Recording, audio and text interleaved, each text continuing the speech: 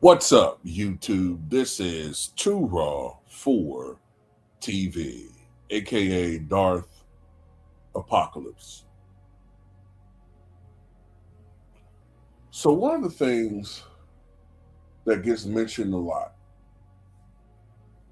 and they especially like to use this argument against 90s players or anybody before this era,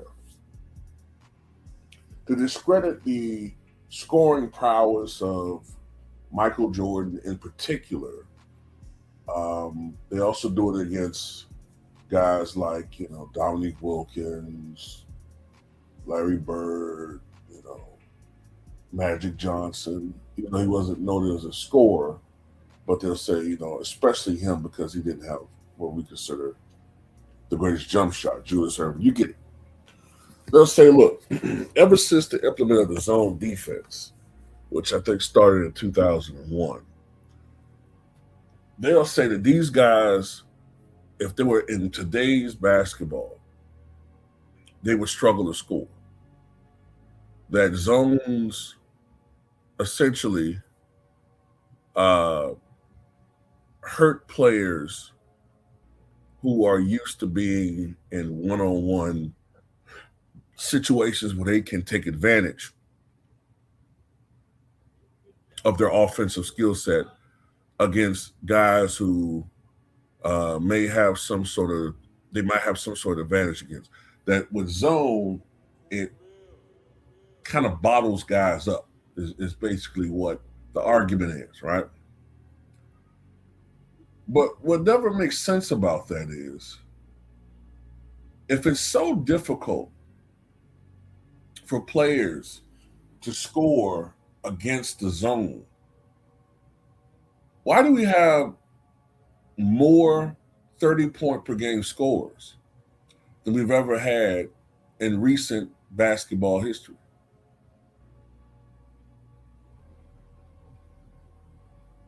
In particular,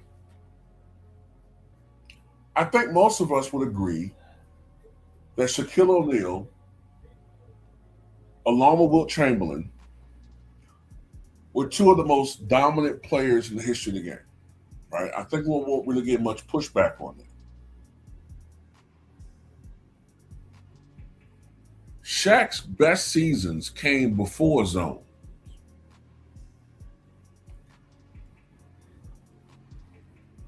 I think we will all agree that while Shai Gilgeous-Alexander is a great player and a two-time league MVP, he's not as dominant as Shaquille O'Neal.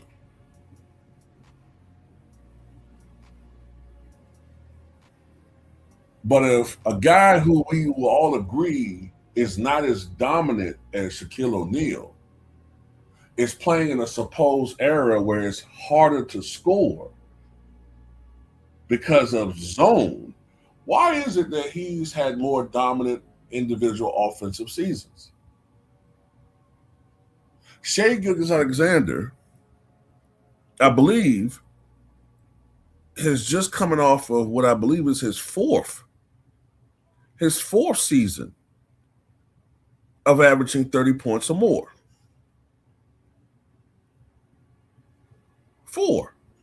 His fourth season.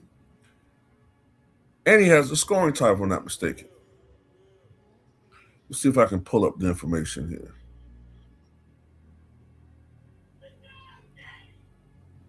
So, Shai Gilgeous-Alexander in 2022-23 averaged 31.4 points per game. The next year, 2023-24, 30.1 points per game. 2024-25, the year that he won the MVP, his first MVP, 32.7, leading the league in scoring. And 2025-26, this past year, 31.1 points per game. And so far in his career, Shai, I think, is averaging something around 24 plus points per game. Meanwhile, the most dominant player in modern NBA history never had a season averaging 30 points a game.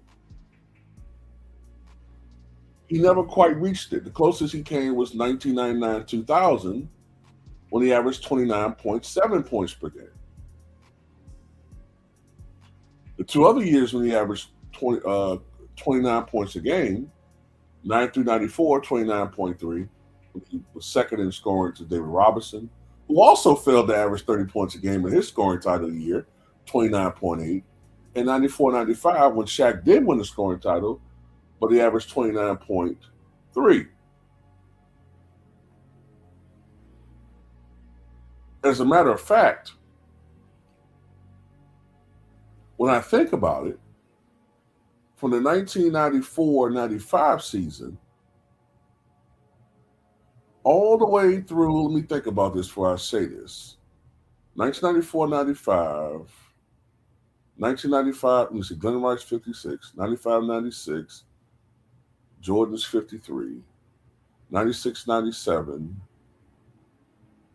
I think it was Mike's 51, 97-98, Carmelo's 56, 98-99. Three guys had 46, 99-2000. If I'm not mistaken, I don't think a player dropped 60 points in a game again until maybe Kobe? No, it was a while. I'm trying to remember the next time someone actually had 60 points in an NBA game. It was either Iverson, Kobe, Gilbert Arenas. It was a long time. So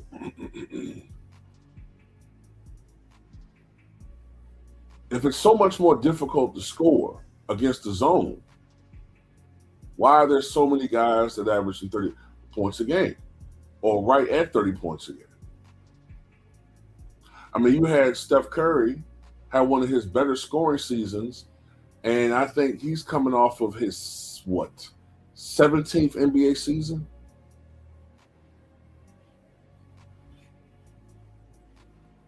You got guys who are 41 years old averaging 20 points per game in the NBA easy.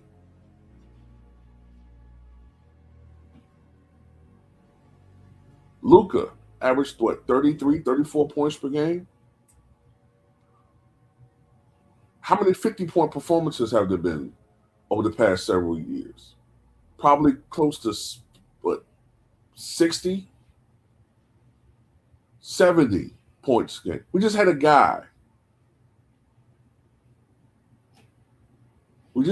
Bam, who would not have even been a starter in the 90s, drop 83 points in an NBA game. 83 points. But you want me to believe that this era, Michael Jordan is going to struggle. And Bam Adebayo can drop 83 points in a game, but Michael Jeffrey Jordan is not going to be able to figure it out. And I don't want to hear about the three ball. I know some people are like, well, the three ball. Giannis can't shoot threes. And he's had seasons averaging 28, 29, 30 points a game, right? And if you bring up, his size is an advantage, right? Bam is 6'8", and had 83 points in an NBA contest.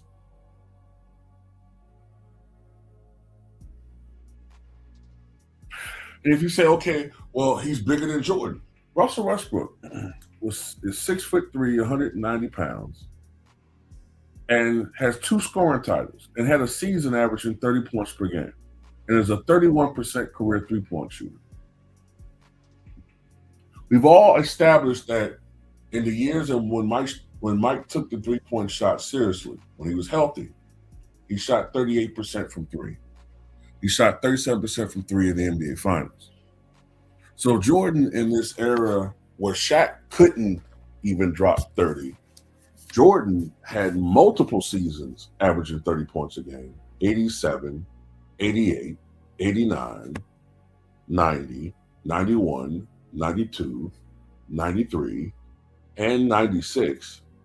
not to mention 10 overall scoring titles. And it's probably a given that if Jordan was healthy in 86, had he not been absent for the 94 season, had he played the entirety of the 95 season, he would have had 3 additional seasons averaging 30 points a game. He did it. Why couldn't these guys, other guys, do it back then? Let's just cut the malarkey. Michael Jordan is a special talent. And even when he came back with the Wizards in 2001, when the zone was implemented, before the knee injury, he was an MVP candidate. The Wizards were 26-21. Jordan was averaging 26 points, 6 rebounds, and 5 assists. The last 10 games he played before the knee injury really took him out, he was averaging something like 29, 6 and 6. He was having no problems, and he was going up against prime players like Paul Pierce, Tracy McGrady, Kobe Bryant. He wasn't, always getting the best of them, but he was holding his own. For all of the injuries and the wear and tear of age. So you take a 25-year-old Michael Jordan, you put him in today's game, as free-flowing and wide open as the game is, where defenders are handicapped by just having to move their feet. And you have the freedom of movement rule implemented in a guy, Michael Jordan, where he doesn't even need to shoot the fadeaway because he doesn't have to create separation from the defender. How is he not averaging 40? But anyway, just want to put that out there. Tell me what you guys think.